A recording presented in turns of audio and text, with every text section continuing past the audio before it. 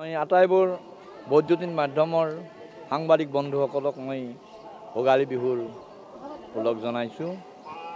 আপোনালোক সুখী থাকক আৰু চেনেলবিলাকে এনেকৈ আমাৰ অসমীয়া সংস্কৃতিক, অসমীয়া সত্ৰীয়া সংস্কৃতিক প্ৰচাৰ কৰি লগত সভালৈ লৈ যাওক, তাকেই কামনা কৰিছোঁ।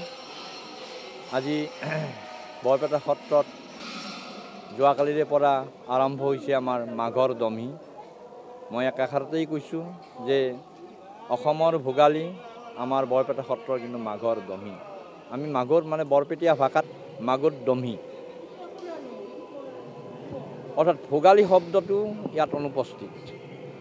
হয়, আমাৰ ভোগালী হয়, আমাৰ ভোগালী আধ্যাত্মিক চিন্তা চেতনাৰ ভোগালী আৰু আধ্যাত্মিক চেতনাৰে উদ্বুদ্ধ হৈ সমগ্ৰ বৰপেটাবাসীয়ে আজি সুদীৰ্ঘ 450টা বছৰে এনেধৰণে মাঘৰ দুমাহী পালন কৰি আহিছে।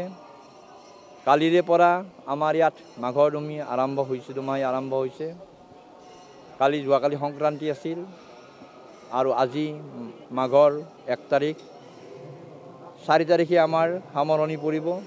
সম্পূৰ্ণ 5দিনীয়া সত্ৰীয়া সাংস্কৃতিক প্ৰথাৰে এই দমহি উৎসৱটো পালন কৰা হয় আৰু এই উৎসৱটো পালনৰ লগত সংগতি ৰাখি আমাৰ নৃত্য প্ৰসংগৰ উপৰি নৈমিত্তিক প্ৰসংগ ইয়াত বিশেষভাৱে কৰা হয়। বিশেষকৈ ব্যাস কীৰ্তন, ঘোষা কীৰ্তন, গায়ন বায়ন, সেৱাৰ কীৰ্তন, এই সমস্ত কথাখিনিয়ে আমাৰ উৎসৱটোৰ লগত জড়িত।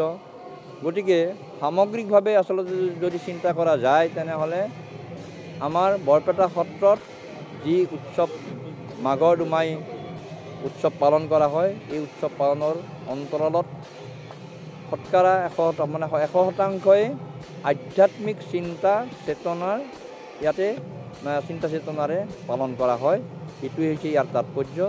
আৰু আজিৰ যি পুৰা মেজিৰ জুইৰ উত্তাপে সমগ্ৰ অসমবাসীকে যাতে উত্তাপিত কৰে, তেওঁলোকৰ আনন্দ হয় আৰু ঈশ্বৰৰ নাম লৈ তেওঁলোকে আৰু সকলোৰে যাতে শুভ হয়, সকলোৰে অপায় অমংগল দূৰীভূত হয়, তাকেই কামনা কৰি বৰপেটা সত্ৰৰ পৰা আশীৰ্বাদ কৰিছোঁ।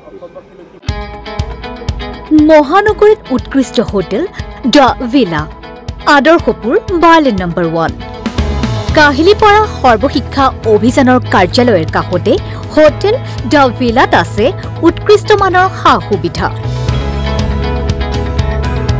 য'ত আছে আটকধুনীয়া কোঠা, লগতে পাব লাক্সাৰী সুইট আৰু ডিলাক্স ৰুম।